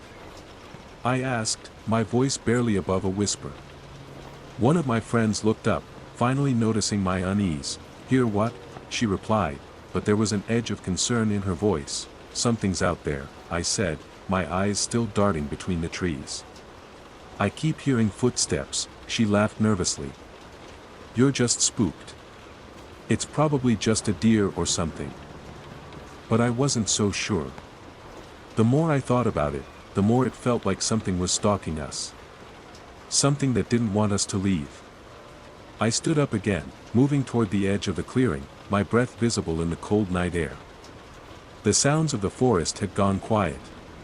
Too quiet. I heard it again, but this time, it wasn't just footsteps. It was a voice. A soft, pleading voice, like someone calling out in the distance, desperate for help. I froze. Did you hear that? I asked, my voice shaking now. My friends stared at me, a mix of confusion and fear on their faces. Hear what? They asked in unison, but before I could answer, the voice came again, louder this time, and closer. Help me. Please. My blood ran cold. The voice sounded human, but it was hollow, distorted, as if it was coming from somewhere far away, from deep within the forest. Who's there? I called out, my voice trembling. No response. Just the sound of the wind. Without thinking, I grabbed a flashlight and started moving toward the voice, my friends trailing behind me reluctantly. The trail had disappeared into the trees, but I could still hear the faint whispers, urging me to follow. The further I went, the darker it became. The trees seemed to close in around me, their twisted branches reaching out like fingers. The whispers turned into frantic cries, desperate for help, but the voice was still distant. Fading in and out like it was coming from deep underground, I kept walking, my legs burning with every step. The flashlight beam danced across the ground, revealing nothing but thick foliage and shadows. The cries grew louder, more frantic, until it sounded like the voice was right next to me. Suddenly, the ground gave way beneath me, and I stumbled, falling into a deep, hidden ravine. The fall wasn't far, but it knocked the wind out of me. I struggled to get up, but I could barely move. The flashlight had fallen from my hand, and in the darkness, all I could hear was the faint rustling of leaves and my own breath. And then, as my eyes adjusted to the dark, I saw it, a figure, standing at the edge of the ravine, staring down at me with hollow eyes. I froze. The figure was dressed in ragged clothes, its face pale and gaunt, like it hadn't seen the light of day in years. Its mouth moved, but no sound came out. It just stared, its gaze piercing, empty. Suddenly, it smiled, a slow, terrifying smile that sent a chill down my spine. Help me, it whispered, but the voice wasn't pleading. It was mocking. The same voice I had heard earlier, but now it was twisted, distorted. I couldn't move. I couldn't speak. I could only watch as the figure took a step back, disappearing into the darkness, leaving me alone in the ravine. The next morning, we packed up and left as soon as we could. No one spoke much on the way back, but the tension was palpable. None of us had an explanation for what happened that night, but we all knew that something was out there. Something that didn't want us to leave. I've never gone back to that trail. And I never will. There's something about it, something that's not right. Something that waits for those who venture too far. And I'm not going to test my luck again. And so, As the night deepens and the shadows stretch long, remember, not all is as it seems. The world is full of secrets, and some of them might just be waiting for you when the darkness falls. If you enjoyed this story and want to hear more haunting tales to guide you into a peaceful sleep, don't forget to subscribe to the channel. Your support means the world to us, and it motivates us to share more chilling stories that will keep you intrigued and relaxed. Now, as you close your eyes, let the sound of the rain and the whispers of the unknown lull you into a deep, peaceful sleep. Sleep well, and remember, there's always a story to be told. Sweet dreams, and good night. Subscribe now, and let the next tale carry you into slumber.